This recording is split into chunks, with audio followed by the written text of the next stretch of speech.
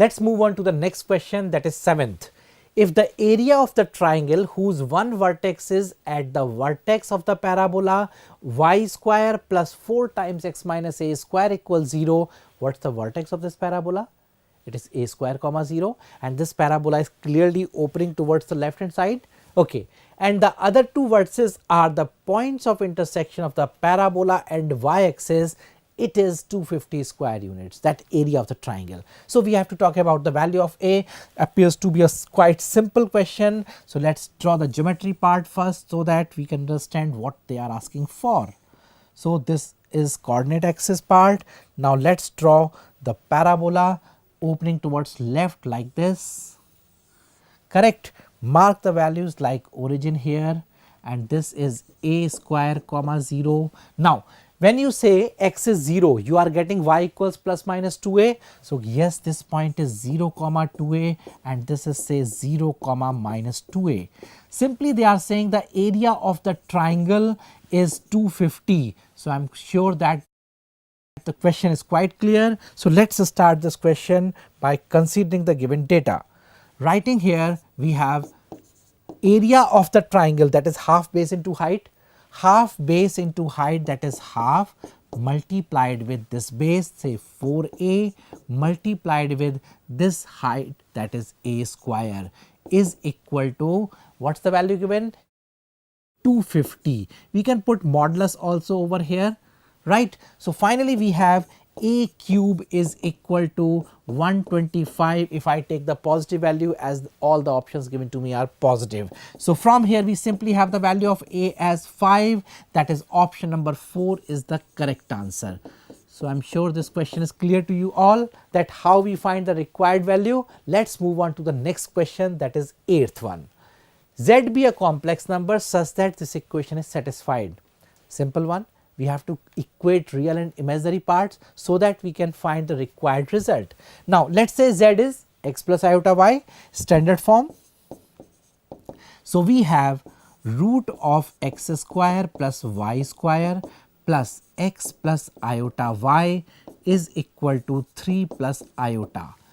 Equating imaginary parts, we have y is equal to 1. Equating real parts, we have x square plus y square square root of it plus x is equal to 3. Now when you square up and put the value for y1, you are getting x square plus 1 is equal to 9 plus x square minus 6x, or quadratic is simplified as simply x is equal to, after cancellation of x square term, we are left with x is equal to 8 by 6 or 4 by 3. So the complex number is ready with us, 4 by 3 plus iota. What they are asking for? Mod z. So just find out mod z. Therefore mod 4 by 3 plus iota is square root of 16 by 9 plus 1, or simply 5 by 3. So let's see the correct answer from the given options. 5 by 3, that is option number 3 is the correct answer. I'm sure this question is clear to you all. Okay, so let's move on to the next question, that is question number 9. Fx, some function is given, where a, b, d are non-zero real constants, then f is increasing, decreasing, none of these like that we have to talk about. So function, we have to find the derivative. So let's start this question by taking derivative of this function.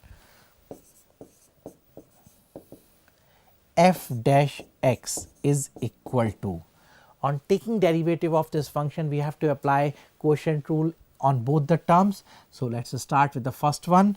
This gives you root a square plus x square multiplied with 1 minus x into 1 upon 2 root a square plus x square into 2x divided by a square plus x square.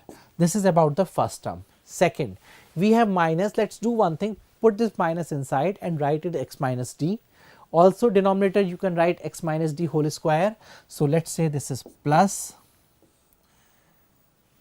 Next, in denominator you have term root b square plus x minus d whole square, which on squaring becomes this one. Now numerator has terms root of b square plus x minus d whole square into derivative of x minus d, which was there in numerator because minus has been multiplied inside. So, derivative of x minus d, that is 1 minus x minus d into 1 upon 2 root this entire term b square plus x minus d whole square, and numerator has term 2 times x minus d. I am sure this part is clear what we are doing here, right. Now, let us simplify it. When you take LCM after cancellation of 2, you observe a square plus x square minus x square. So, you are left with a square divided by a square plus x square whole to the power 3 by 2 plus. Similarly, here once you cancel this 2 and take LCM, what you observe? You find b square plus x minus d whole square minus x minus d whole square. So, x minus d whole square is cancelled. You are left with b square divided by b square plus x minus d whole square whole to the power 3 by 2.